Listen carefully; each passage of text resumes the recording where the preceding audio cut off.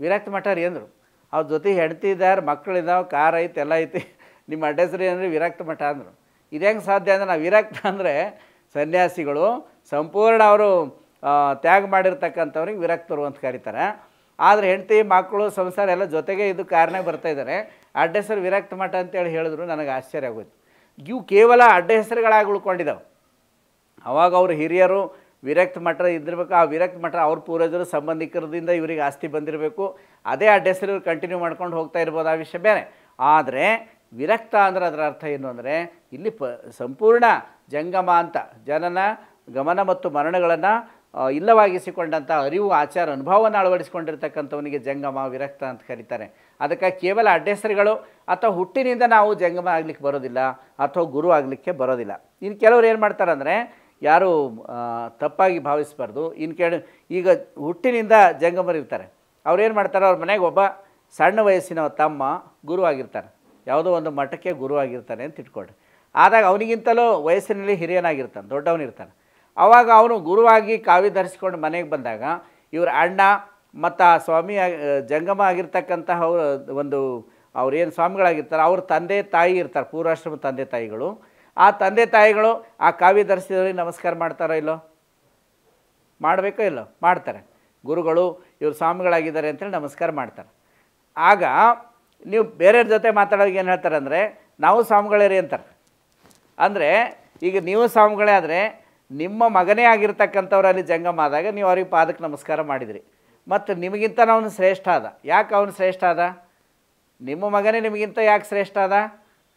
ಗುರುವಿನಿಂದ ದೀಕ್ಷೆಯನ್ನು ಪಡೆದು, ಆ ಜಂಗಮ ದೀಕ್ಷೆಯನ್ನು ಪಡೆದು ಲಾಂಛನ ಪಡೆದಿದ್ದರಿಂದ ಅವನು ನಿಮಗಿಂತಲೂ ನಿಮ್ಮ ಮಗನಾಗಿದ್ದರೂ ಕೂಡ ಈಗ ಅವನು ನಿಮಗೆ ಜಂಗಮನಾಗಿ ಗುರುವಾಗಿ ಕಾಣ್ತಾ ಇದ್ದಾನೆ. ಅದಕ್ಕಾಗಿ ತಾತ್ವಿಕವಾಗಿ ನೀವು ಅವನ ಪಾದಕ್ಕೆ ನಮಸ್ಕಾರ ಮಾಡ್ತಾ ಇದ್ದೀರಿ ಅಂದಾಗ ದೀಕ್ಷೆಯಿಂದ ಗುರುತ್ವ ಬರ್ತದೆ ವಿನಃ ಹುಟ್ಟಿನಿಂದ ಬರೋದಿಲ್ಲ ಅನ್ನೋದನ್ನು ಎಲ್ಲರೂ ಕೂಡ ತಿಳ್ಕೊಬೇಕು. ಎಲ್ಲರೂ ಕೂಡ ತಿಳ್ಕೊಬೇಕು. ನಾವು ಗುರು ಆಗಬೇಕಾದ್ರೆ, ಜಂಗಮ ಆಗಬೇಕಾದ್ರೆ ಗುರುವಿನ ಅನುಗ್ರಹದಿಂದ ನಮಗೆ ಬರ್ತದೆ ವಿನಃ ಹುಟ್ಟಿನಿಂದಲೇ ಕೂಡ ಯಾರೂ ಶ್ರೇಷ್ಠ ಆಗಲಿಕ್ಕೆ ಬರೋದಿಲ್ಲ. ಅರ್ಹತೆಯಿಂದ ಮಾತ್ರ ಅವರು ಗುರು ಆಗಲಿಕ್ಕೆ ಸಾಧ್ಯ ಇದೆ. ಮತ್ತು ಎಲ್ಲರಿಗೂ ದೀಕ್ಷೆ ಕೊಡ್ತಕ್ಕಂಥದ್ದು ಸಾಧುವಲ್ಲ. ಏನು ಮಾಡ್ತಾರೆ ಅಂದರೆ, ನಾವು ಪ್ರವಚನಗಳಿಗೆ ಹೋದಾಗ ಒಂದು 3-4 ಜನ ಮಕ್ಕಳಿರ್ತಾರೆ ಅಂತ ಇಟ್ಕೊಳ್ರಿ. ಅದಾಗ ಒಬ್ಬ ಭಾಳ ಚಲೋ ಸೆಟ್ಲಾಗಿರ್ತಾನೆ, MBBS ಮುಗಿಸ್ತಾನೆ, MD ಮಾಡಿರ್ತಾನೆ, ಡಾಕ್ಟರ್ ಆಗಿರ್ತಾನೆ, ಇನ್ನೊಬ್ಬ ಸಾಫ್ಟ್ವೇರ್ ಇಂಜಿನಿಯರ್ ಇರ್ತಾರೆ, ಇನ್ನೊಬ್ಬ ವಕೀಲ್ ಇರ್ತಾರೆ. ಹೀಗೆಲ್ಲ ಅವರು ಒಂದು ಸೆಟ್ಲಾಗಿರ್ತಾರೆ, ಮದುವೆಲಾಗಿರ್ತದೆ. ಇನ್ನು ಸಣ್ಣ ಹುಡುಗಬ್ಬ ಭಾಳ ಉಡಾಳಿರ್ತಾನೆ. ಏನು ರೀ, ಅವು ಮದುವೆನೂ ಮಾಡ್ಕೊಳಕ್ಕಲ್ಲ ಅಂತಿರ್ತಾನೆ, ಮತ್ತು ಯಾವುದು ಕೆಲಸನೂ ಮಾಡೋಂಗಿಲ್ಲ, ಮನೆಗೂ ಭಾರಾಗಿರ್ತಾನೆ, ಊರಿಗೂ ಭಾರಾಗಿರ್ತಾನೆ. ಅವ್ರ ತಂದೆ ತಾಯಿಗಳೆಲ್ಲ ನಮ್ಮ ಪ್ರವಚನಕ್ಕೆ ಬಂದು ಏನು ಮಾಡ್ತಾರೆ, ನಮ್ಮದೆಲ್ಲ 4 ಗಂಡು ಮಕ್ಕಳು ರೀ, ನಮಗೆ 3 ಭಾಳ ಚಲೋ ಸೆಟ್ಲಾಗ್ಯಾರ, ಸಣ್ಣ ಹುಡುಗನ ಭಾಳ ನಮಗೆ ಚಿಂತೆ ಐತಿ, ಸುಮ್ಮನೆ ನಿಮ್ಮ ಕಡೆ ಕರ್ಕೊಂಡು ಹೋಗಿ ಸ್ವಾಮಿ ಮಾಡ್ರಿ ಅವ್ರಿಗೆ ಅಂತ. ಅಲ್ಲ, ಅಂಥವ್ರು ಮನೆಗೆ ಭಾರ ಆದವ್ರಿಗೆ, ಸಮಾಜ ಭಾರ ಆದವ್ರಿಗೆ ನಾವು ಕರ್ಕೊಂಡು ಬಂದು ಸ್ವಾಮಿ ಮಾಡ್ಬೇಕಂತ. ಅವ್ರಿಗೆ ಸ್ವಾಮಿ ಮಾಡಿದ್ರೆ ಸಮಾಜ ಪರಿಸ್ಥಿತಿ ಏನಾಗಬೇಕು? ಹೌದಲ್ರಿ? ನಾವು ಜಂಗಮ ಅಂತಕ್ಕಂಥದ್ದು, ಸ್ವಾಮಿಗಳಾಗ್ತಕ್ಕಂಥದ್ದು ಅರ್ಹತೆ ಇರುವಂಥವ್ರು ಇಲ್ಲಿ ಬರಬೇಕು. ಮತ್ತು ಯಾರೂ ಮಾಡ್ಲಿಕ್ಕೆ ಬರೋದಿಲ್ಲ ರೀ ಜಂಗಮ. ಯಾರು ಇನ್ನೊಬ್ಬರು ಮಾಡಿದ್ರೆ ಆಗೋದಿಲ್ಲ, ಅದು ತಾವೇ ಸ್ವತಃ ಆಗಬೇಕು. ಅಂದ್ರೆ ಅಪ್ಪಾಜಿಯವ್ರು ಹೇಳ್ತಾಯಿದ್ರು, ಜಂಗಮ ಮಾಡ್ಲಿಕ್ಕೆ ಬರೋದಿಲ್ಲ, ಆಗಬೇಕು ಅಂತ ತಿಳ್ಕೊಂಡು ಹೇಳ್ತಾರೆ. ಬನಾಯ ನಹಿ ಜಾತಾ ಹೈ, ಖುದ್ ಬನ್ನ ಚಾಹಿಯೆ. ಅಂದರೆ ಸ್ವತಃ ತಾವೇ ಜಂಗಮ ಆಗ್ತಕ್ಕಂಥದ್ದು. ಬೇರೆಯವ್ರು ಮಾಡಿದ್ರೆ ಆಗಲಿಕ್ಕೆ ಸಾಧ್ಯ ಇಲ್ಲ. ಅವರಲ್ಲಿ ವೈರಾಗ್ಯ ಇರಬೇಕು, ವಿರಕ್ತಿ ಇರಬೇಕು, ಸಮಾಜದ ಕಳಕಳಿ ಇರಬೇಕು, ದೇವರಲ್ಲಿ ಶ್ರದ್ಧೆ ಇರಬೇಕು. ಅದಕ್ಕಾಗಿ ಅಂತಹ ಒಂದು ಜಂಗಮತ್ವ ಪಡ್ಕೋಬೇಕಾದ್ರೆ ನಮ್ಮಲ್ಲಿ ಅರ್ಹತೆ ಇರಬೇಕು. ಎಲ್ಲರಿಗೂ ಕೂಡ ಅದು ಆಗಲಿಕ್ಕೆ ಸಾಧ್ಯ ಇಲ್ಲ. ಆದರೆ ಸಾಧನೆಯನ್ನು ಮಾಡಿದಾಗ ಗುರುವಿನ ಅನುಗ್ರಹದಿಂದ ಎಲ್ಲವೂ ಕೂಡ ಸಾಧ್ಯ ಇದೆ ಅಂತ ತಿಳ್ಕೊಂಡು ನಾವು ನೋಡ್ತಾ ಇದ್ದೇವೆ. ಅಲ್ಲೇ ಗುರುವಿನಿಂದ ದೀಕ್ಷೆಯನ್ನು ಪಡೆದುಕೊಂಡು ಯಾವುದೇ ಒಂದು ಜಾತಿ, ಮತ, ಪಂಥ, ವರ್ಗ, ವರ್ಣ ಮತ್ತು ಲಿಂಗಭೇದ ಇಲ್ಲದೆ ಯಾರು ಬೇಕಾದರೂ ಜಂಗಮ ಆಗ್ಬೋದು.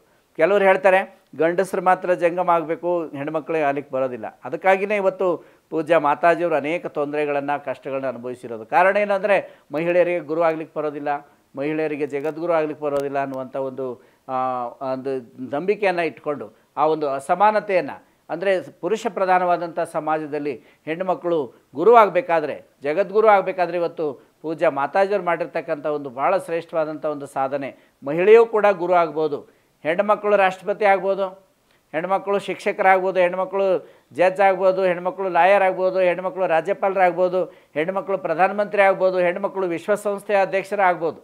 ಯಾರು ಭಾರತದ ಡಾಕ್ಟರ್ ವಿಜಯಲಕ್ಷ್ಮಿ ಪಂಡಿತ್ ಅವರೇ ವಿಶ್ವಸಂಸ್ಥೆಯ ಅಧ್ಯಕ್ಷರಾಗಿದ್ದರು. ಜವಾಹರ್ಲಾಲ್ ನೆಹರು ಅವರ ಒಂದು ಸಹೋದರಿ. ಅವರು 21 ಡಾಕ್ಟರೇಟ್ಗಳು ಪಡ್ಕೊಂಡಿದ್ರಂಥವ್ರು. ಡಾಕ್ಟರ್ ವಿಜಯಲಕ್ಷ್ಮಿ ಪಂಡಿತ್ ಅವರು ವಿಶ್ವಸಂಸ್ಥೆಯ ಅಧ್ಯಕ್ಷರಾದರು. ಒಂದು ವಿಶ್ವಸಂಸ್ಥೆಯ ಅಧ್ಯಕ್ಷರು ಮಹಿಳೆ ಆಗ್ಬೋದಾದರೆ, ರಾಷ್ಟ್ರಪತಿ ಇವತ್ತು ಪ್ರತಿಭಾ ಪಾಟೀಲ್ ಅವರಿದ್ದಾರೆ ಅಂದರೆ ಪ್ರಧಾನಮಂತ್ರಿಗಳು ಇಂದಿರಾ ಗಾಂಧಿಯವರು ಆಗೋದ್ರು ಅಂದಾಗ ಗುರು ಯಾಕಾಗಬಾರ್ದು, ಜಗದ್ಗುರು ಯಾಕಾಗಬಾರ್ದು ಅಂತ ತಿಳ್ಕೊಂಡು ಈ ಒಂದು ಪುರುಷ ಪ್ರಧಾನವಾದಂಥ ಸಮಾಜಕ್ಕೆ ಹೆಣ್ಣು ಗುರುನೂ ಆಗ್ಬೋದು, ಹೆಣ್ಣು ಮಕ್ಕಳು ಜಗದ್ಗುರುನೂ ಆಗ್ಬೋದು, ಮಹಾಜಗದ್ಗುರುನೂ ಆಗ್ಬೋದು ಅಂತ ತೋರಿಸಿಕೊಟ್ಟಂಥವರು ಪರಮ ಪೂಜ್ಯ ಮಹಾಜಗದ್ಗುರು ಮಾತೆ ಮಹಾದೇವಿಯವರು ಅಂತ ನಾವು ನೋಡ್ತಾ ಇದ್ದೇವೆ. ಜಂಗಮ ಏನು ಮಾಡ್ತಾನೆ ಅಂತಂದರೆ, ಜಂಗಮನ ಕರ್ತವ್ಯ ಏನು, ಜಂಗಮನ ಯಾವ ರೀತಿಯಾಗಿ ಕರ್ತವ್ಯನ ನಿರ್ವಹಿಸಬೇಕು ಅಂತಕ್ಕಂಥದ್ದು ಈ ಒಂದು ವಚನದಲ್ಲಿ ಭಾಳ ಸುಂದರವಾಗಿ ಅಲ್ಲಮ ಪ್ರಭುದೇವರು ಹೇಳ್ತಾ ಇದ್ದಾರೆ. ವಿಶ್ವಗುರು ಬಸವಣ್ಣನವರ ಕಾರ್ಯಕ್ಷೇತ್ರವಾಗಿರ್ತಕ್ಕಂತಹ ಬಸವ ಕಲ್ಯಾಣದಲ್ಲಿ 1968ರಲ್ಲಿ, ಬಹುಶಃ 1968 ಇರ್ಬೋದು, ಬಸವಣ್ಣನವರ ಅಷ್ಟಶತಮಾನೋತ್ಸವ ಸಂದರ್ಭದಲ್ಲಿ ಪರಮ ಪೂಜ್ಯ ಮಾತಾಜಿಯವರು ಅದೇ ಆವಾಗ ಈ ಒಂದು ಪೂಜ್ಯ ಲಿಂಗಾನಂದ ಅಪ್ಪಾಜಿಯವರಿಂದ ಶಿಷ್ಯತ್ವವನ್ನು ಪಡೆದುಕೊಂಡು ಎಲ್ಲ ಹಳ್ಳಿಗೆ ಏಕರಾತ್ರಿಯಂತೆ ಪಟ್ಟಣಕ್ಕೆ ಪಂಚರಾತ್ರಿಯಂತೆ ಪೂಜ್ಯ ಲಿಂಗಾನಂದ ಅಪ್ಪಾಜಿಯವರು ಪ್ರವಚನಗಳನ್ನು ಮಾಡ್ತಾ, ವಿಶ್ವಧರ್ಮ ಪ್ರವಚನವನ್ನು ಮಾಡ್ತಾ ಸಂಚರಿಸ್ತಾ ಇರಬೇಕಾದ್ರೆ ಪೂಜ್ಯ ಮಾತಾಜಿಯವರು ಸಹಾಯಕ್ಕಾಗಿ ಬಂದರು.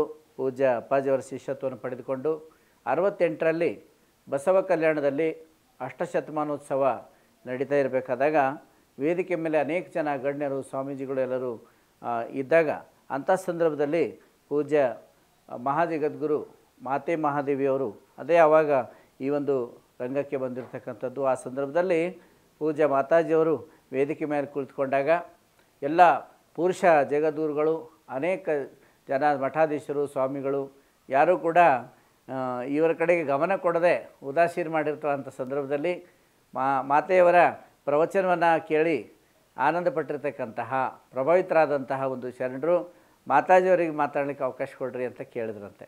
ಆವಾಗ ಮಾತಾಜಿಯವರು ಎದ್ದು ನಿಂತುಕೊಂಡು ಮಾತಾಡುವಾಗ ಆ ಒಂದು ಸದ್ದು ಸಪ್ಪಳ ಮುಗಿಲು ಮುಟ್ಟುವಂಗೆ ಎಲ್ಲರೂ ಜೋರಾಗಿ ಸಭಿಕರೆಲ್ಲ ಚಪ್ಪಾಳೆ ತಟ್ಟಿದ್ರು ಅಂತ ತಿಳ್ಕೊಂಡು ನಾವು ನೋಡ್ತಾ ಇದ್ದೇವೆ. ಅನುಭವಗಳನ್ನು ಪರಮ ಪೂಜ್ಯ ಮಾತಾಜಿಯವರು ಹೇಳ್ತಾ ಇರ್ತಾರೆ. ಆವಾಗ ಆ ಒಂದು ಮಾತಾಜಿಯವರ ಒಂದು ಕೀರ್ತಿ, ಅವರ ಒಂದು ಏನು ಬೆಳೀತಾ ಇತ್ತು ಎಲ್ಲ ಕಡೆಗೂ ಸಮಾಜದಲ್ಲಿ ಅವರೊಂದು ಪ್ರಭಾವ, ಅದನ್ನು ಕಂಡು ಭಾಳಷ್ಟು ಜನ ಪುರುಷ ಜಗದ್ಗುರುಗಳಿಗೆ ಹೊಟ್ಟೆ ಕಿಚ್ಚಾಗಿರ್ಬೋದು ಬಹುಶಃ. ಆದರೆ ಬಸವಣ್ಣನವರ ಪ್ರೇರಣೆಯನ್ನು ಅನ್ನುವ ಹಾಗೆ ಪೂಜ್ಯ ಮಾತಾಜಿಯವರು ಆ ಒಂದು ಅಷ್ಟಶತಮಾನೋತ್ಸವದ ವೇದಿಕೆಯಲ್ಲಿಯೇ ನಾವು ಮಹಿಳೆಯರಿಗೋಸ್ಕರ ಒಂದು ಪೀಠವನ್ನು ಮಾಡಬೇಕು ಅನ್ನುವಂಥ ಒಂದು ಘೋಷಣೆಯನ್ನು ಪೂಜ್ಯ ಮಾತಾಜಿಯವರು ಮಾಡ್ತಾ ಇದ್ದಾರೆ. ಅದನ್ನು ತಮ್ಮ ಶಿಷ್ಯರು ಏನ್ರಿ ಅವಾಗೆಲ್ಲ ಸ್ವಾಮಿಗಳು ಏನ್ರಿ ನಿಮ್ಮ ಶಿಷ್ಯರು ಈ ಥರ ಹೇಳ್ತಾರೆ ಅಂತ ಪೂಜ್ಯ ಲಿಂಗಾನಂದ ಅಪ್ಪಾಜಿಯವರಿಗೆ ಭಾಳಷ್ಟು ಜನ ಆ ಥರ ಕೇಳ್ತಾರೆ. ಆಗ ಬೇರೆ ಯಾರಾದರೂ ಏನು ಹೇಳ್ತಿದ್ರು, ಇನ್ನೂ ತಿಳಿಯಲ್ಲ ರೀ, ಸಣ್ಣವರಿದ್ದಾರೆ ಹೇಳಿದ್ದಾರೆ ಅಂತೇಳಿ ಹೇಳ್ತಿದ್ರು ಏನೋ. ಆದರೆ ಅಪ್ಪಾಜಿಯವರು ಏನು ತಪ್ಪಿದೆ ರೀ ಸ್ವಾಮಿಗಳೇ, ನಾವು ಮಾಡಿ ತೋರಿಸ್ತೀವಿ ಅಂತ ತಿಳ್ಕೊಂಡು ಪೂಜ್ಯ ಲಿಂಗಾನಂದ ಅಪ್ಪಾಜಿಯವರು ಆ ಸ್ವಾಮಿಗಳಿಗೆ ಉತ್ತರ ಕೊಟ್ಟರು. ಎಲ್ಲ ಘಟಾನುಘಟಿಗಳು ದೊಡ್ಡ ದೊಡ್ಡ ಸ್ವಾಮಿಗಳು ಇದ್ದರಂತೆ. ಅಂಥ ಉತ್ತರ ಕೊಟ್ಟಾಗ ಅದು ಬರೀ ಹೇಳಿದಷ್ಟೇ ಅಲ್ಲ, ನಾವು ಮಾಡಿ ತೋರಿಸ್ತೀವಿ ಅಂತ ತಿಳ್ಕೊಂಡು ಹೇಳಿದರು. ಅದೇ ರೀತಿಯಲ್ಲೇ ಪೂಜ್ಯ ಲಿಂಗಾನಂದ ಅಪ್ಪಾಜಿಯವರು ಧಾರವಾಡದಲ್ಲಿ ಜಗನ್ಮಾತಾ ಅಕ್ಕಮಹಾದೇವಿ ಅನುಭವ ಪೀಠವನ್ನು ಸ್ಥಾಪನೆ ಮಾಡಿ ಪೂಜ್ಯ ಮಾತಾಜಿಯವರಿಗೆ ಪ್ರಥಮ ಪೀಠಾಧ್ಯಕ್ಷರನ್ನಾಗಿ ಮಾಡಿದರು ಅಂತ ನಾವು ನೋಡ್ತಾ ಇದ್ದೇವೆ. ಅದಕ್ಕಾಗಿ ಮಾತಾಜಿಯವರು ಇವತ್ತು ವಿಶ್ವದ ಪ್ರಪ್ರಥಮ ಮಹಿಳಾ ಜಗದ್ಗುರುಗಳಾಗಿ ಕಂಗೊಳಿಸ್ತಾ ಇದ್ದಾರೆ. ಮಾತಾಜಿಯವರು ಅನೇಕ ತೊಂದರೆಗಳನ್ನು, ಎಡರ್ತೊಡರುಗಳನ್ನು ಮಹಿಳೆಯರಾಗಿರೋದ್ರಿಂದ, ಮಹಿಳಾ ಜಗದ್ಗುರು ಆಗಿರೋದ್ರಿಂದ ಎದುರಿಸಿದರು. ಅನೇಕ ಜನರ ಒಂದು ಕೆಂಗಣ್ಣಿಗೆ ಗುರಿಯಾಗಿ ಯಾವ ಒಂದು ಸಾಧನೆಗಳನ್ನು ಮಾಡಿದರೂ ಕೂಡ ಅದಕ್ಕೆ ವಿರೋಧವನ್ನು ಎದುರಿಸ್ಕೊಳ್ತಲೇ ಪೂಜ್ಯ ಮಾತಾಜಿಯವರು ಈ ಒಂದು ಎತ್ತರಕ್ಕೆ ಇವತ್ತು ಬೆಳೆದಿದ್ದಾರೆ ಅನ್ನೋದು ನಾವು ನೋಡ್ತಾ ಇದ್ದೇವೆ. ಅವರು ವಿಷವನ್ನು ಉಂಡು ಈ ಒಂದು ಇದರಲ್ಲಿ ಪುರಾಣಗಳಲ್ಲಿ ಕಥೆ ಬರ್ತದೆ, ಯೋಗಿ ಶಿವ ತಾನು ವಿಷವನ್ನು ಕುಡಿದು ಅದು ನೀಲಕಂಠ ಅಂತ ತಿಳ್ಕೊಂಡು ಹೇಳ್ತಾರೆ, ವಿಷಕಂಠ ಅಂತ ತಿಳ್ಕೊಂಡು ಹೇಳ್ತಾರೆ. ಆ ದೇವತೆಗಳೆಲ್ಲರೂ ಕೂಡ ಸಪ್ತ ಸಾಗರಗಳನ್ನು ಅದರ ಮಂಥನ ಮಾಡಿದಾಗ ಆ ಮಂಥನ ಮಾಡಿದಾಗ ಅಷ್ಟೈಶ್ವರ್ಯಗಳು ಬರ್ತವೆ. ಎಲ್ಲ ದೇವತೆಗಳು ನನಗೆ ನಿನಗೆ ಅಂತ ತಿಳ್ಕೊಂಡು ಹಂಚ್ಕೊಳ್ತಾರೆ. ಆದರೆ ಕೊನೆಗೆ ಇನ್ನೂ ಏನು ಸಿಗ್ತದೋ ಅಂತ ಮಂಥನ ಮಾಡ್ತಾ ಹೋದಾಗ ವಿಷ ಸಿಗ್ತಂತೆ. ಆದರೆ ವಿಷವನ್ನು ತಗೊಳ್ಳಿಕ್ಕೆ ಯಾರೂ ಕೂಡ ತಯಾರಿಲ್ಲ. ಆವಾಗೆಲ್ಲರೂ ಕೂಡಿ ಆ ಯೋಗಿ ಶಿವನ ಮೊರೆ ಹೋಗ್ತಾರೆ. ಅವನು ಬಂದು ಆ ವಿಷವನ್ನು ಕುಡ್ದ, ಎಲ್ಲ ದೇವತೆಗಳನ್ನು ರಕ್ಷಣೆ ಮಾಡ್ದ ಅಂತ ತಿಳ್ಕೊಂಡು ನಾವು ಕಥೆಗಳಲ್ಲಿ ನೋಡ್ತಾ ಇದ್ದೀವಿ. ಹಾಗೆ ಅದಕ್ಕೆ ವಿಷ ಕುಡಿದಿದ್ದಕ್ಕೆ ಅವನಿಗೆ ವಿಷಕಂಠ, ನೀಲಕಂಠ ಅಂತ ತಿಳ್ಕೊಂಡು ಹೇಳ್ತಾರೆ. ಹಾಗೆ ಪರಮ ಪೂಜ್ಯ ಮಾತಾಜಿಯವರು, ಪೂಜ್ಯ ಲಿಂಗಾನಂದ ಮಹಾಸ್ವಾಮೀಜಿಯವರು ಈ ಒಂದು ಸಮಾಜದಲ್ಲಿ ಅವರು ವಿಷವನ್ನು ಕುಡಿದು ಸಮಾಜಕ್ಕೆ ಅಮೃತವನ್ನು ಉಣಿಸಿದ್ದಾರೆ. ಅವರು ಅನುಭವಿಸಿರ್ತಕ್ಕಂಥ ಒಂದು ಕಷ್ಟಗಳು, ಅವರು ಅನುಭವಿಸಿರ್ತಕ್ಕಂಥ ಒಂದು ತೊಂದರೆಗಳು ನಿಜವಾಗಿಯೂ ಯಾವ ಜಂಗಮರಿಗೂ ಕೂಡ ಬಂದಿಲ್ಲ. ಯಾಕೆಂದರೆ ಸತ್ಯವನ್ನು ಪ್ರತಿಪಾದನೆ ಮಾಡಬೇಕಾದಾಗ ಸಾಕಷ್ಟು ಕಷ್ಟಗಳು ಬರ್ತವೆ. ನಾವು ಜಾತಿವಾದ, ಮೂಢನಂಬಿಕೆ, ಮೂಢರೂಢಿ, ಅಂಧಶ್ರದ್ಧೆ ಎಲ್ಲ ಸಂಪ್ರದಾಯಗಳನ್ನು ಹಾಗೇ ಇಟ್ಟುಕೊಂಡು ಆ ಪ್ರವಾಹದ ಜೊತೆಗೆ ಹರಿಬೇಕಾದ್ರೆ ಯಾವ ಕಷ್ಟ ಬೇಕಾಗಿಲ್ಲ. ಪ್ರವಾಹದ ವಿರುದ್ಧವಾಗಿ ಈಜಬೇಕಾದ್ರೆ ಭಾಳಷ್ಟು ಕಷ್ಟಗಳನ್ನು ಅನುಭವಿಸಬೇಕಾಗ್ತದೆ, ಎದುರಿಸಬೇಕಾಗ್ತದೆ. ಅದಕ್ಕಾಗಿ ಸಮಾಜದ ಒಂದು ಸುಧಾರಣೆಯನ್ನು ಮಾಡೋದಕ್ಕಾಗಿ ನಾವು ಹೇಳ್ತೀವಿ, ಮಾತಾಜಿರು ಏನ್ರಿ ಏನಾದರೂ ಒಂದು ಹೊಸದು ಮಾಡ್ತಿರ್ತಾರೆ ಅಂತಾರೆ. ಭಾಳ ಜನ ಈಗ ನಮ್ಮ ಜೊತೆಗೆ ಮಾತಾಡುವಾಗ ಏನಾದರೂ ಹೊಸದು ಮಾಡ್ತಿರ್ತಾರೆ, ಸುಮ್ಮನೆ ಇರಲ್ಲ ಅಂತಾರೆ. ಸುಮ್ಮನೆ ಇದ್ದರೆ ನಿಂತ ನೀರಾಗ್ತದೆ. ಅದು ಸತ್ಯವನ್ನು ನಾವು ಸಂಶೋಧನೆ ಮಾಡಬೇಕಾಗ್ತದೆ, ಪ್ರತಿಪಾದನೆ ಮಾಡಬೇಕಾಗ್ತದೆ ಸಮಾಜದಲ್ಲಿ. ಇವತ್ತು ಭಾರತೀಯ ಸಂವಿಧಾನನೇ ಎಷ್ಟು ತಿದ್ದುಪಡಿಗಳಾಗಿದೆ ನೋಡಿರಿ, ಎಷ್ಟು ತಿದ್ದುಪಡಿ ಆಗಿದೆ. ಏನು ರೀ ಸುಮ್ಮನೆ ಇರಲ್ಲ, ಇವ್ರು ತಿದ್ದುಕೊತ ಇರ್ತಾರಂದರೆ ಕಾಲಕ್ಕೆ ಅನುಗುಣವಾಗಿ ನೀವು ಹೆಂಗೆ ಭಾರತೀಯ ಸಂವಿಧಾನ ತಿದ್ದುಪಡಿ ಮಾಡ್ಕೊಳ್ತಾ ಇದ್ದೀರೋ ಹಾಗೆ ಕಾಲಕ್ಕೆ ಅನುಗುಣವಾಗಿ ಆ ತತ್ವ ಸಿದ್ಧಾಂತಗಳನ್ನು ಅಧ್ಯಯನ ಮಾಡಿದಂಗೆ ಹೊಸ ಹೊಸ ಸಂಶೋಧನೆಗಳನ್ನು ಮಾಡಬೇಕಾಗ್ತದೆ, ಹೊಸ ಹೊಸ ತಿದ್ದುಪಡಿಗಳನ್ನು ತರಬೇಕಾಗ್ತದೆ, ಹೊಸ ಹೊಸ ಸುಧಾರಣೆಗಳನ್ನು ಮಾಡಬೇಕಾಗ್ತದೆ. ಧರ್ಮ ಆಗಲಿ ಅಥವಾ ಯಾವುದೇ ಸಿದ್ಧಾಂತ ಆಗಲಿ, ತತ್ವ ಆಗಲಿ, ಸಂವಿಧಾನ ಆಗಲಿ, ಅದು ನಿಂತ ನೀರಾಗಬಾರ್ದು, ಅದು ಹರಿತಾ ಇರಬೇಕು ಅನ್ನುವಂಥದ್ದು. ಹೊಸ ಹೊಸ ವಿಚಾರಗಳು ಅದಕ್ಕೆ ಸೇರ್ಪಡೆ ಆಗ್ತಾ ಇರ್ತವೆ. ಹಾಗೆ ಪರಮ ಪೂಜ್ಯ ಮಾತಾಜಿಯವರು ನಿತ್ಯ ನಿರಂತರವಾದಂತಹ, ನಿತ್ಯ ನೂತನವಾದಂತಹ ಅನೇಕ ವಿಷಯಗಳನ್ನು ಹೊಸದಾಗಿ ಸಂಶೋಧನೆಯನ್ನು ಮಾಡಿ ಸಮಾಜಕ್ಕೆ ಕೊಡ್ತಾ ಇದ್ದಾರೆ. ಏನು ರೀ ಹೊಸದೊಂದು ಕಂಡು ಹಿಡಿತಾರೆ, ಏನಾದರೂ ಒಂದು ಮಾಡ್ತಾರೆ, ಏನಾದರೂ ಒಂದು ಮಾಡ್ತಾರೆ ಅಂತ ತಿಳ್ಕೊಂಡು ಹೇಳ್ತಾ ಇದ್ದಾರೆ. ಮಾತಾಜಿಯವರು ಇದೇ ವಿಚಾರಗಳನ್ನು ಕಂಡು ಹಿಡಿದ್ರು ಕೂಡ ಅದು ಸಮಾಜದ ಹಿತಕ್ಕಾಗಿ ಮಾಡ್ತಾ ಇದ್ದಾರೆ, ಅದು ರಾಷ್ಟ್ರದ ಹಿತಕ್ಕಾಗಿ ಮಾಡ್ತಾ ಇದ್ದಾರೆ, ಅದು ಧರ್ಮವನ್ನು ಉಳಿಸುವ ಕಾರ್ಯವನ್ನು ಮಾಡ್ತಾ ಇದ್ದಾರೆ, ಧರ್ಮ ಕಟ್ತಕ್ಕಂಥ, ಸಮಾಜ ಕಟ್ತಕ್ಕಂಥ ಕಾರ್ಯವನ್ನು ಮಾಡ್ತಾ ಇದ್ದಾರೆ. ಈಗ ಕೆಲವೊಂದು ಕಹಿ ಅನಿಸ್ಬೋದು, ನಮ್ಮ ಲಿಂಗದೇವನ ಶರಣರ ವಚನ ಅದರಕ್ಕೆ ಕಹಿ ಉದರಕ್ಕೆ ಸಿಹಿ ಅಂತ ಹೇಳ್ತಾರೆ ಬಸವಣ್ಣವರು. ಅದು ಸ್ವಲ್ಪ ನಮಗೆ ತಗೊಳ್ಳುವಾಗ ಮಾತ್ರೆಗಳು, ಈ ಜ್ವರದ ಮಾತ್ರೆಗಳು ಇರ್ತಾವೆಲ್ಲ, ಪ್ಯಾರಾಸಿಟಮಲ್ ಮಾತ್ರೆಗಳು ಭಾಳ ಕಹಿ ಇರ್ತಾವೆ. ಆದರೂ ಮಕ್ಕಳಿಗೆ ನೀವು ಜ್ವರ ಬಂದಿರ್ತದೆ, ತಾಯಿ ಏನು ಮಾಡ್ತಾರೆ ಅಂದರೆ ಡಾಕ್ಟ್ರ್ ಹತ್ರ ಹೋಗಿ ಮಾತ್ರೆ ತಂದಿರ್ತಾರೆ, ಅದು ಮಾತ್ರೆ ತೊಗೊಂಡ್ರೆ ಕುಡಿಯೋದಿಲ್ಲ. ಅವಾಗ ತಾಯಿ ಏನು ಮಾಡ್ತಾಳೆ, ಜ್ವರ ಕಡಿಮೆ ಆಗಬೇಕಂದ್ರೆ ಮಾತ್ರೆ ಕುಡಿಸ್ಬೇಕು. ಅದನ್ನು ಏನು ಮಾಡ್ತಾರೆ, ಅರ್ಧ ಒಂದು ಸ್ಪೂನ್ದಾಗ ಹಾಕ್ತಾರೆ, ಅದು ಒಂದು ಸ್ವಲ್ಪ ಹಾಲು, ಅದರೊಳಗೆ ಹಾಲಿನೊಳಗೆ ಆ ಮಾತ್ರೆ ಬೆರೆಸಿ ಅವಾಗ ಕುಡಿಸ್ಲಿಕ್ಕೆ ಹೋದಾಗ ಮಕ್ಕಳು ಏನು ಮಾಡ್ತವೆ, ಕೈ ತೊಗೊಂಡು ಪಟ್ಟ ಅಂತೇಳಿ ಚೆಲ್ಬಿಡ್ತಾವೆ. ಅದಕ್ಕೆ ತಾಯಿ ಏನು ಮಾಡ್ತಾ ಇದ್ದಾಳೆ, ಚೆಲ್ಲಬಾರ್ದು ಅಂತ ತಿಳ್ಕೊಂಡು ಎರಡೂ ಕೈ ಒತ್ತಿ ಹಿಡಿತಾಳೆ, ಆಮೇಲೆ ಕಾಲು ಒತ್ತಿ ಹಿಡಿತಾರೆ, ಕಾಲಿಲ್ಲಿ ಒದ್ದಿತ್ತವೆ ಚಿಕ್ಕ ಮಕ್ಕಳು, ಆಮೇಲೆ ಕಾಲು ಒತ್ತಿ ಹಿಡಿತಾರೆ, ಆಮೇಲೆ ಕೈ ಒತ್ತಿ ಹಿಡಿತಾರೆ, ಆಮೇಲೆ ಮಾಡಬೇಕಂತ ಬಾಯಿ ಹಾಕ್ಲಕ್ಕೆ ಹೋದರೆ ಬಾಯಿ ಮುಚ್ಚಿರ್ತದೆ. ಬಾಯಿ ಕುಡಿಬಾರ್ದು ಅಂತ ಮಕ್ಕಳು ಬಾಯಿ ಮುಚ್ಚಿಬಿಡ್ತಾವೆ, ಹಿಂಗೆ ಮುಚ್ಚಿಬಿಡ್ತಾವೆ ಬಾಯಿ. ಆದರೆ ತಾಯಿ ಏನು ಮಾಡ್ತಾಳೆ, ಮೂಗು ಒತ್ತಿ ಹಿಡಿತಾಳೆ. ಮೂಗು ಒತ್ತಿ ಹಿಡಿದಾಗ ಅಂತ ಮಾಡ್ತದೆ, ಬಾಯಿ ಹಾಕ್ಬಿಡಿದ್ರೆ ಗಟ್ಟಕ್ಕದು ನುಂಗಿ ಬಿಡ್ತದೆ, ಒಂದು 5 ನಿಮಿಷ ಆಳ್ತದೆ, ಆಮೇಲೆ ಸುಮ್ಮನೆ ಆಗ್ತದೆ. ಹಾಗೆ ಪೂಜ್ಯ ಮಾತಾಜಿಯವರು ತತ್ವಗಳನ್ನು ಸ್ವಲ್ಪ ಕಹಿ ಅನಿಸಿದ್ರು ಕೂಡ ಸಮಾಜಕ್ಕೆ ಕೈ ಒತ್ತಿ ಹಿಡಿದು, ಕಾಲು ಒತ್ತಿ ಹಿಡಿದು, ಮೂಗು ಒತ್ತಿ ಹಿಡಿದಾಗ ಬಾಯಿ ತಾನಾಗಿ ತೆರೀತದೆ ಅಂತ ಮಾತಾಜಿಯವ್ರು ಚೆನ್ನಾಗಿ ಗೊತ್ತು. ಅದಕ್ಕೆ ಹೇಗಾದರೂ ಮಾಡಿ ನಾವು ಆ ತತ್ವವನ್ನು ಇವರಿಗೆ ಉಣಿಸ್ಬೇಕು ಅನ್ನುವಂಥ ಒಂದು ಕಳಕಳಿ ಉದ್ದೇಶ ಮಾತಾಜಿಯವ್ರದ್ದಿದೆ ವಿನಃ ಯಾವ ದುರುದ್ದೇಶವೂ ಕೂಡ ಇಲ್ಲ. ಹೊಸ ಹೊಸ ಸಿದ್ಧಾಂತಗಳನ್ನು ಮಾತಾಜಿಯವರು ಕಂಡು ಹಿಡಿದಿದ್ದಾರೆ.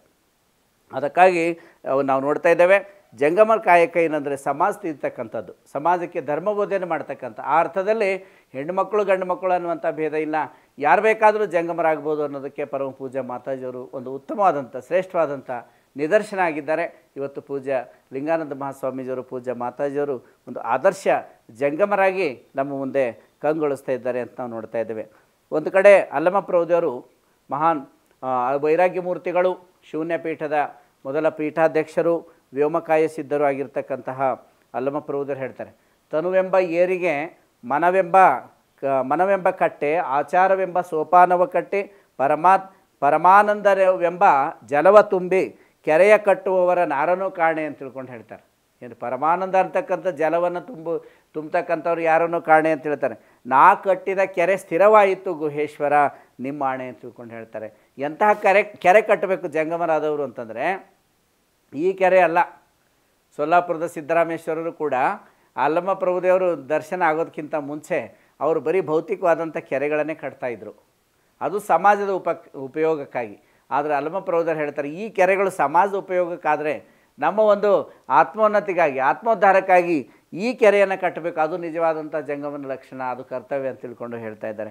ತನುವೆಂಬ ಏರಿಗೆ ಈ ತನು ಅಂತಕ್ಕಂಥ ಒಂದು ಕೆರೆ, ಇದಕ್ಕೆ ಮನ ಅಂತಕ್ಕಂಥ ಒಂದು ಕಟ್ಟೆಯನ್ನು ಕಟ್ಟಿ, ಆಮೇಲೆ ಆಚಾರ ಅಂತಕ್ಕಂಥ ಒಂದು ಸೋಪಾನಗಳನ್ನು, ಮೆಟ್ಲುಗಳನ್ನು ನಿರ್ಮಿಸಿ, ಪರಮಾನಂದ ಅನ್ನುವಂಥ ನೀರನ್ನು ಅದರ ತುಂಬಬೇಕು. ಈ ಭೌತಿಕವಾದಂಥ ನೀರಲ್ಲ, ಪರಮಾನಂದ ಅನ್ನುವಂಥ ನೀರನ್ನು ಇದರಲ್ಲಿ ತುಂಬಬೇಕು. ಇಂಥ ಒಂದು ಕೆರೆಯನ್ನು ಯಾರು ಕಟ್ತಾರೋ ಅವರೇ ನಿಜವಾದಂಥ ಒಂದು ಜಂಗಮರು ಅಂತ ತಿಳ್ಕೊಂಡು ಹೇಳ್ತಾರೆ. ನಾನು ಅಂಥ ಒಂದು ನಾ ಕಟ್ಟಿದ ಕೆರೆ ಸ್ಥಿರವಾಯಿತು ಅಂತ ತಿಳ್ಕೊಂಡು ಹೇಳ್ತಾರೆ. ಗುರು ಬಸವಣ್ಣವರು ನಿರ್ಮಿಸಿರ್ತಕ್ಕಂಥ ಒಂದು ಶೂನ್ಯ ಪೀಠ ಸಂಸ್ಥಾಪಿಸಿರ್ತಕ್ಕಂಥದ್ದು, ಅದರ ಜಗದ್ಗುರುವಾಗಿ ಶ್ರೇಷ್ಠ ಜಂಗಮರಾಗಿ ಅಲ್ಲಮಪ್ರಭುದರು ಹೇಳ್ತಾರೆ, ನಾ ಕಟ್ಟಿದ ಕೆರೆ ಸ್ಥಿರವಾಯಿತು ಅಂದರೆ ಇದು ಸ್ಥಿರವಾದಂತಹ ಕೆರೆ. ಆದರೆ ಸ್ಟೇಬಲ್ ಆಗಿರ್ತಕ್ಕಂತಹ ಒಂದು ಶಾಶ್ವತವಾಗಿರ್ತಕ್ಕಂಥ ಕೆರೆ ಯಾವುದು ಅಂದರೆ ಆಧ್ಯಾತ್ಮದ ಕೆರೆ ಅಂತ ತಿಳ್ಕೊಂಡು ಹೇಳ್ತಾ ಇದ್ದಾರೆ. ಇನ್ನೊಂದು ವಚನದಲ್ಲಿ ತನುವ ತೋಂಟವ ಮಾಡಿ ಮನವ ಗುದ್ದಲಿ ಮಾಡಿ ಅಗೆದು ತೆಗೆದನಯ್ಯ ಭ್ರಾಂತಿ ಎಂಬ ಬೇರು ಅಂತ ತಿಳ್ಕೊಂಡು ಹೇಳ್ತಾರೆ. ಬರೀ ನಾವು ಈ ಹೊಲದಲ್ಲಿ ಜಮೀನ್ದೊಳಗೆ ನಾವು ತೋಟ ಮಾಡಿ ಅಲ್ಲೇ ಬಿತ್ತೋದು ಅಲ್ಲಿ ಬೆಳೀತಕ್ಕಂಥದ್ದು ರೈತರು ಮಾಡ್ತಾರೆ. ಆ ಅಧ್ಯಾತ್ಮದ ಒಂದು ಕೃಷಿಯನ್ನು ನಾವು ಮಾಡಬೇಕಾದ್ರೆ ತನುವೇ ತೋಟವಾಗಬೇಕು, ಮನ ಗುದ್ದಲಿ ಆಗಬೇಕು, ಭ್ರಾಂತಿ ಅಂತಕ್ಕಂಥ ಬೇರನ್ನು ಅಗೆದು ತೆಗಿಬೇಕು ಅಂತ ತಿಳ್ಕೊಂಡು ಬಗೆದು ಬಿತ್ತಿದನ ಬ್ರಹ್ಮ ಬೀಜವ ಅಂತ ತಿಳ್ಕೊಂಡು ಹೇಳ್ತಾರೆ. ಆ ಗುರುವಿನಿಂದ ನಾವು ಮಂತ್ರೋಪದೇಶವನ್ನು ಪಡೆದುಕೊಂಡು ಆ ಒಂದು ದೈವಿ ಒಂದು ಬೀಜವನ್ನು, ಪರಮಾತ್ಮನ ಒಂದು ಓಂಕಾರ ಬೀಜವನ್ನು ನಾವು ನಾಮಸ್ಮರಣೆಯ ಬೀಜವನ್ನು ಬಿತ್ಕೊಳ್ಬೇಕು ಅಂತ ತಿಳ್ಕೊಂಡು ಹೇಳ್ತಾರೆ. ಹಾಗೆ ಅಲ್ಲಿ ಆಧ್ಯಾತ್ಮದ ಬೆಳೆ ಬರ್ತದೆ, ಮುಕ್ತಿಯ ಫಸಲು ಬರ್ತದೆ ಅಂತ ತಿಳ್ಕೊಂಡು ಹೇಳ್ತಾ ಇದ್ದೀವಿ. ಇದು ಜಂಗಮನ ನಿಜವಾದಂತಹ ಒಂದು ಲಕ್ಷಣ. ಅವನೇ ನಿಜವಾದಂತಹ ಜಂಗಮ. ಈ ಒಂದು ತನುವನ್ನೇ ತನುವನ್ನು ಜಮೀನನ್ನಾಗಿ ಮಾಡಿ, ಮನವನ್ನೇ ಗುದ್ದಲಿಯನ್ನಾಗಿ ಮಾಡಿ, ಹಾಗಿದು ಭ್ರಾಂತಿ ಅಂತಕ್ಕಂಥ ಬೇರನ್ನು ತೆಗೆದು ಯಾವುದೇ ಜಾತಿ ಮತ ಪಂಥ ವರ್ಗ ವರ್ಣಗಳ ಭೇದ ಎಣಿಸದೆ ವಿಶ್ವ ಕುಟುಂಬಿಯಾಗಿ ಎಲ್ಲರಿಗೂ ಸಮಾನ ದೃಷ್ಟಿಯಿಂದ ನೋಡ್ತಕ್ಕಂತಹ ಮತ್ತು ಸಮಾಜಕ್ಕೆ ಆಧ್ಯಾತ್ಮಿಕ ಮತ್ತು ನೈತಿಕ ಮೌಲ್ಯಗಳನ್ನು ಒಳಗೊಂಡಂತಹ ಸಂಸ್ಕಾರ ಕೊಡ್ತಕ್ಕಂತಹ ಜ್ಞಾನದಾಸೋಹ ಮಾಡ್ತಕ್ಕಂತಹ ಒಂದು ಕರ್ತವ್ಯದ ಒಂದು ವ್ಯಕ್ತಿಗೆ ಜಂಗಮ ಅಂತ ಕರೀತಾರೆ. ಕೆಲವರು ಕೇಳ್ತಿರ್ತಾರೆ, ಇಷ್ಟೆಲ್ಲ ಮಠಗಳು, ಇಷ್ಟೆಲ್ಲ ಧರ್ಮ ಪ್ರಚಾರಕರು ಎಲ್ಲ ಇದ್ದರೂ ಕೂಡ ನಾವು ಇನ್ನೂ ಅನೇಕ ದುರಂತಗಳು, ಈಗ ವರದಕ್ಷಿಣೆ ಸಾವು ನಡೀತದೆ, ಎಲ್ಲೋ ದರೋಡೆ ಆಯಿತು, ಕಳ್ಳತನ ಆಯಿತು, ಮೋಸ ಆಯಿತು, ವಂಚನೆ ಆಯಿತು, ಇಷ್ಟೆಲ್ಲ ನಾವು ಪತ್ರಿಕೆಗಳಲ್ಲಿ ಟಿ ವಿಗಳಲ್ಲಿ ನೋಡ್ತಾ ಇರ್ತೀವಿ. ಅಂದಾಗ ಇಷ್ಟೆಲ್ಲ ಅನಾಹುತಗಳು ನಡೀತಾ ಇರಬೇಕಾದ್ರೆ ಮತ್ತಿನ್ನು ಧರ್ಮ ಪ್ರಚಾರಕರ ಅವಶ್ಯಕತೆ ಏನಿದೆ, ಯಾಕೆ ಧರ್ಮ ಪ್ರಚಾರ ಬೇಕು ಅಂತ ತಿಳ್ಕೊಂಡು ಕೇಳ್ತಾರೆ. ಅದಕ್ಕೆ ಭಾಳ ಸುಂದರವಾದಂಥ ಉದಾಹರಣೆ ನಿಮಗೆ ಕಣ್ಣೆದ್ರೆ ನೀವು ಪ್ರತಿನಿತ್ಯ ನೋಡ್ತಾ ಇರ್ತೀರಿ. ಈಗ ನೀವು ತಾಲೂಕಾ ಕೇಂದ್ರ, ಜಿಲ್ಲಾ ಕೇಂದ್ರಗಳಲ್ಲಿರ್ಬೋದು, ಈಗ ಹುಬ್ಬಳ್ಳಿ ಧಾರವಾಡದಲ್ಲೇ ಇರ್ಬೋದು, ಅಥವಾ ನೀವು ಬೆಂಗಳೂರಲ್ಲಿ ನೋಡಿ ಪ್ರತಿಯೊಂದು ಸರ್ಕಲ್ಗಳಿಗೂ ಏನು ಮಾಡಿದ್ದಾರೆ, ಟ್ರಾಫಿಕ್ ಸಿಗ್ನಲ್ಸ್ ಇದ್ದಾವೆ. ಮೊದಲೆಲ್ಲ ಏನು ಮಾಡ್ತಿರಂತಂದರೆ ಟ್ರಾಫಿಕ್ನಲ್ಲಿ ಪೊಲೀಸರು ನಿಂತಿರ್ತಾಯಿದ್ರು. ಯಾರಾದರೂ ಸಿಗ್ನಲ್ ಕ್ರಾಸ್ ಮಾಡಿದ್ರೆ ವ್ಯಾನ್ ತೊಗೊಂಡು ಬೆನ್ನು ಹತ್ತಿ ಆ ಡ್ರೈವರ್ಗಳಿಗೆ ಹಿಡಿದು ವಸೂಲಿ ಮಾಡ್ತಿದ್ರು, ರಸೀದಿ ಹಾಕ್ಕೊಡ್ತಿದ್ರು. ಏನು ರೀ, ಆದರೆ ಈಗ ಹಾಗಿಲ್ಲ. ಅಲ್ಲಿ ಕ್ಯಾಮ್ರಾ ಅಳವಡಿಸಿರ್ತಾರೆ, ಆ ಕ್ಯಾಮ್ರಾದೊಳಗೆ ಈ ಗಾಡಿ ನಂಬರ್ ಬರ್ತದೆ, ಅವ್ರ ಮನೆ ಅಡ್ರೆಸ್ಸಿಗೆ ಬಿಲ್ ಹೋಗ್ತದೆ, ನಿಮ್ದು ಇಷ್ಟಾಗ್ಯದ ಬಿಲ್ ಕಟ್ರಿ ಅಂತ. ಇನ್ನು ಮುಂದೆ ಏನೋ ಇದಕ್ಕಿಂತ ಸೂಕ್ಷ್ಮವಾಗಿ ನಿಮ್ಮ ಅಕೌಂಟ್ ನಂಬರೇ ಅವ್ರು ಇಟ್ಕೊಂಡು ನೀವೇನು ಕ್ರಾಸ್ ಮಾಡಿರ್ತೀರಿ ಅಲ್ಲೇ ಅಕೌಂಟ್ದಾಗಿನೇ ಕಟ್ ಮಾಡ್ಕೊಳ್ಳೋಂಥದ್ದು ಪರಿಸ್ಥಿತಿ ಮುಂದೆ ಬರ್ತದೆ. ಸೈನ್ಸ್ ಅಷ್ಟು ಮುಂದುವರೆದಿದೆ. ಈಗ ಆಧಾರ್ ಕಾರ್ಡ್ಗಳು ಇವೆಲ್ಲ ಬಂದ ಮೇಲೆ ಆ ರೀತಿ ಬಂದೇ ಬರ್ತದೆ. ನೀವು ಏನೋ ತಪ್ಪು ಮಾಡಿದ್ರಿ, ಸರ್ಕಲ್ನಾಗ ಜಂಪ್ ಮಾಡಿದ್ರಿ ಡ್ರೈವರ್ಸ್ ಅಂತಂದರೆ ಆವಾಗ ನಿಮ್ಮ ಅಕೌಂಟ್ದಾಗಿನ ದುಡ್ಡು ತಾನಾಗೆ ಖಾಲಿ ಆಗ್ತಾ ಇರ್ತವೆ. ಅಂದಾಗ ನಾವು ನೋಡ್ತಾ ಇದ್ದೀವಿ, ಈ ಒಂದು ಸಿಗ್ನಲ್ಗಳು ಹಾಕಿರ್ತಾರೆ, ಅಂದರೂ ಕೂಡ ಪೊಲೀಸ್ ನಿಂತಿರ್ತಾರೆ, ವ್ಯಾನ್ ನಿಂತಿರ್ತದೆ, ಎಲ್ಲ ಇಷ್ಟಿದ್ರೂ ಕೂಡ ಆಕ್ಸಿಡೆಂಟ್ಗಳು ಆಗ್ತಾನೇ ಇದ್ದಾವೆ. ಕೆಲವ್ರು ಅನ್ಬೋದು ಇಷ್ಟೆಲ್ಲ ಇದ್ರೂ ಆಕ್ಸಿಡೆಂಟ್ಗಳಾಗ್ತವೆ ಅಂತ ತಿಳ್ಕೊಂಡು ಟ್ರಾಫಿಕ್ ಸಿಗ್ನಲ್ಸು ಲೈಟ್ಸ್ ಎಲ್ಲ ತೆಗೆದುಬಿಟ್ಟು ಪೊಲೀಸರು ಅಲ್ಲಿ ನಿಲ್ಲಾರ್ದಂಗೆ ಮಾಡಿಬಿಟ್ರೆ ಇನ್ನು ಆಕ್ಸಿಡೆಂಟ್ಗಳು ಇನ್ನೂ ಕಡಿಮೆ ಆಗ್ತಾವೆ, ಜಾಸ್ತಿ ಆಗ್ತವೆ, ಇನ್ನೂ ಜಾಸ್ತಿ ಆಗ್ತವೆ. ಇಷ್ಟು ಧರ್ಮ ಪ್ರಚಾರಕರು, ಇಷ್ಟೆಲ್ಲ ಸಮಾಜ ಸೇವಕರು, ತ್ಯಾಗಿಗಳಿದ್ದರೂ ಕೂಡ ಇಷ್ಟು ಘಟನೆಗಳಾಗ್ತಾ ಇದ್ದಾವಂದರೆ ಧರ್ಮ ಪ್ರಚಾರ ಮಾಡೋರೇ ಇಲ್ಲ ಅಂದರೆ ಇನ್ನೂ ಹೆಚ್ಚಿಗೆ ಆಗ್ತಾವೆ, ಕಡಿಮೆ ಆಗ್ತಾವೆ ಅನಾಹುತಗಳು, ಅವಘಡಗಳು ಇನ್ನೂ ಜಾಸ್ತಿ ಆಗ್ತವೆ. ಅದಕ್ಕಾಗಿ ಇಲ್ಲಿ ಧರ್ಮ ಪ್ರಚಾರ ಮಾಡ್ತಕ್ಕಂಥವ್ರು ಅಗತ್ಯ ಭಾಳ ಇದೆ. ಭಾಳಷ್ಟು ಜನ ಧರ್ಮ ಪ್ರಚಾರಕರು, ಸಮಾಜ ಸೇವಕರು ತಯಾರಾಗಬೇಕು. ಅದಕ್ಕಾಗಿ ಸಮಾಜವನ್ನು ತಿದ್ದೋ ಸಲುವಾಗಿ ಏನು ಸಮಾಜಕ್ಕಾಗಿ ಸಂಪೂರ್ಣ ತಮ್ಮನ್ನು ತಾವು ತೊಡಗಿಸ್ಕೊಂಡು ದುಡಿತಕ್ಕಂಥವರಿಗೆ ಧರ್ಮ ಪ್ರಚಾರಕರು ಅಥವಾ ಜಂಗಮ ಅಂಥೇಳಿ ಗುರು ಬಸವಣ್ಣ ಕರೆದ್ರು. ಜಂಗಮ ಅಂತಂದರೆ ಭಾಳ ಶ್ರೇಷ್ಠವಾದಂಥ ಒಂದು ಪದ. ಅದು ಹಿಂದಿಯೊಳಗೆ ಇವತ್ತು ಉತ್ತರ ಭಾರತದಲ್ಲಿ ಸಾಧು ಅಂತ ಕರೀತಾರೆ. ಸಾಧು ಅಂದರೆ ಏನು, ಯಾರು ದೊಡ್ಡ ಈ ಭಾಳ ದೊಡ್ಡ ದಾಡಿ ಯಾರ್ದು ಉದ್ದಿರ್ತಾವ ಅವರು ದೊಡ್ಡ ಮಹಾರಾಜರು, ದೊಡ್ಡ ಮಹಾತ್ಮರು. ನೀವು ದಾಡಿ ಇಲ್ಲದೆ ಇದ್ದರೆ ಸಣ್ಣ ಮಹಾರಾಜರು. ಹೌದು, ಮಹಾರಾಷ್ಟ್ರದಲ್ಲಿ ಆಹಾನ ಮಹಾರಾಜ್ ಅಂತಾರೆ. ಹಾಗೆ ಈ ಬರೇ ಕೂದಲು ಬೆಳೆಸೋದು ಅಥವಾ ದಾಡಿ ಬೆಳೆಸೋದು ಮಹಾತ್ಮರ ಲಕ್ಷಣ ಅಲ್ಲ. ಜ್ಞಾನವನ್ನು ಪಡೆದುಕೊಂಡು ಸಮಾಜಕ್ಕೆ ಜ್ಞಾನದಾಸೋಹವನ್ನು ಮಾಡಬೇಕು ಅನ್ನುವಂಥದ್ದು ಭಾಳ ಮುಖ್ಯ. ಇವತ್ತು ನಮ್ಮ ದೇಶದೊಳಗೆ ಈ ಪವಿತ್ರವಾದಂಥ ಪದಗಳು ಅರ್ಥವನ್ನು ಕಳ್ಕೊಳ್ತಾ ಇದ್ದಾವೆ. ಸಾಧು ಅಂದರೆ ಸಂಘ ಪರಿತ್ಯಾಗಿ ಅಂತ ಅರ್ಥ. ಆದರೆ ಇವತ್ತು ಎಂಥ ಈ ಸಂದರ್ಭದಲ್ಲಿ ಸಾಧು ಅನ್ನೋದು ಪದ ಬಳಸ್ತಾರಂದರೆ ಯಾರೋ ಒಬ್ಬ ಭಾಳ ಮುಗ್ಧ ಹುಡುಗ ಇರ್ತಾನೆ ಅಂತ ತಿಳ್ಕೊರಿ, ಇನ್ನೋಸೆಂಟ್ ಇರ್ತಾನೆ. ಅವಾಗೇನು ಹುಡುಗ ಸರಿ ಇಲ್ಲ ಬಿಡ್ರಿ, ಸಾಧು ಇದ್ದಂಗೆ ಅಂತಾರೆ. ಸಾಧು ಅಂದರೆ ನಿಷ್ಪ್ರಯೋಜಕ ಅನ್ನುವಂಥ ಅರ್ಥದಲ್ಲಿ ಬಳಸ್ತಾ ಇದ್ದಾರೆ, ಹೌದಲ್ರಿ? ಮಂಗಳಾರತಿ ಅನ್ನುವಂಥದ್ದು ಎಷ್ಟು ಶ್ರೇಷ್ಠವಾದಂಥ ಪದ ರೀ. ಮಂಗಳವನ್ನು ಮಾಡಿ ನಾವು ಗುರುವಿನ ಅನುಗ್ರಹ, ದೇವರ ಅನುಗ್ರಹ ಪಡ್ಕೊಳ್ಬೇಕು ಅನ್ನೋಂಥ ಪದ. ಆ ಮಂಗಳಾರತಿ ಅನ್ನೋಂಥ ಪದ ಇವತ್ತು ಹೆಂಗೆ ಬಳಸ್ತಾ ಇದ್ದಾರೆ? ಅವ ಸಿಗಲಿ ಮಗ ಚಂದ ಮುಖಕ್ಕೆ ಮಂಗಳಾರತಿ ಮಾಡ್ತೀನಿ ಅಂತ. ಮಂಗಳಾರತಿ ಅಂದರೆ ಎಷ್ಟು ಮಂಗಳವಾದಂಥ ಪದ, ಅದನ್ನು ಎದಕ್ಕೆ ಬಳಸ್ತಾರೆ ಹೇಳ್ರಿ? ಚಂದ ಮಾಡ್ತೀನಿ ಮಂಗಳಾರತಿ ಅಂತಂದ್ರೆ ಬೈತೀನಿ ಅಂತ ಅರ್ಥ, ಹೌದಲ್ರಿ? ಹಾಗೆ ಮಂಗಳಾರತಿ ಅನ್ನುವಂಥ ಪದ ಆಗಿರ್ಬೋದು, ಸಾಧು ಅನ್ನುವಂಥ ಪದ ಇರ್ಬೋದು. ಏನಿಲ್ಲ, ಸಾಧು ಪ್ರಾಣಿ ಅದ ಮನುಷ್ಯ ಅಂತಾರೆ, ಅಂದರೆ ಏನು ನಿಷ್ಪ್ರಯೋಜಕ ಅದ ಅಂದಾಗ. ಈ ರೀತಿಯಲ್ಲಿ ಕೆಲವೊಂದು ಪದಗಳು ಅವು ಅರ್ಥವನ್ನು ಕಳ್ಕೊಳ್ತಾ ಇದ್ದಾವೆ. ಆದರೆ ಗುರು ಬಸವಣ್ಣವ್ರು ಕೊಟ್ಟಂಥ ಒಂದು ಜಂಗಮ ಅನ್ನುವಂಥ ಒಂದು ಪದ ಭಾಳ ಶ್ರೇಷ್ಠವಾದಂಥದ್ದು, ನಡೆದಾಡುವಂತಹ ದೇವರು. ಅಂತಹ ಒಂದು ಜಂಗಮ ಆಗಬೇಕಾದ್ರೆ ಎಷ್ಟೋ ಜನ್ಮಗಳ ಒಂದು ಪುಣ್ಯ ಬೇಕು. ಅಂತಹ ಒಂದು ನಿಜ ಜಂಗಮರಾದಂತಹ, ಜಂಗಮ ಜ್ಯೋತಿಯಾಗಿರ್ತಕ್ಕಂತಹ ಪರಮ ಪೂಜ್ಯ ಲಿಂಗಾನಂದ ಅಪ್ಪಾಜಿಯವರು ಮತ್ತು ಜಂಗಮ ಸ್ವರೂಪಿ ಜಂಗಮ ಒಂದು ಪದಕ್ಕೆ ಸಾಕಾರ ರೂಪ, ನಿಜವಾದ ಅರ್ಥವನ್ನು ಕೊಟ್ಟಿರ್ತಕ್ಕಂಥವರು ಪರಮ ಪೂಜ್ಯ ಮಾತಾಜಿಯವರು ಮತ್ತು ಅವರ ಒಂದು ಹಾದಿಯಲ್ಲಿ ನಡೀತಾ ಇರುವಂತಹ ವಿಶ್ವದ ದ್ವಿತೀಯ ಮಹಿಳಾ ಜಗದ್ಗುರುಗಳಾಗಿರ್ತಕ್ಕಂಥ ಪೂಜ್ಯ ಗಂಗಾ ಮಾತಾಜಿಯವರು. ಅಪ್ಪಾಜಿಯವರು ಮತ್ತು ಮಾತಾಜಿಯವರು ಹಾಕಿಕೊಟ್ಟಂತಹ ಒಂದು ಮಾರ್ಗದಲ್ಲಿ ಧರ್ಮ ಪ್ರಚಾರವನ್ನೇ ಉಸಿರನ್ನಾಗಿಸಿಕೊಂಡಿರ್ತಕ್ಕಂತಹ ಪರಮ ಪೂಜ್ಯ ಗಂಗಾ ಮಾತಾಜಿಯವರು. ಈ ಜಂಗಮತ್ರಯರ ಒಂದು ಸಂಕಲ್ಪ, ಅವರ ಒಂದು ಮಾರ್ಗದರ್ಶನದಲ್ಲಿ ನಡೀತಾ ಇರೋದೇ ನಮಗೆಲ್ಲ ಒಂದು ಹೆಮ್ಮೆ.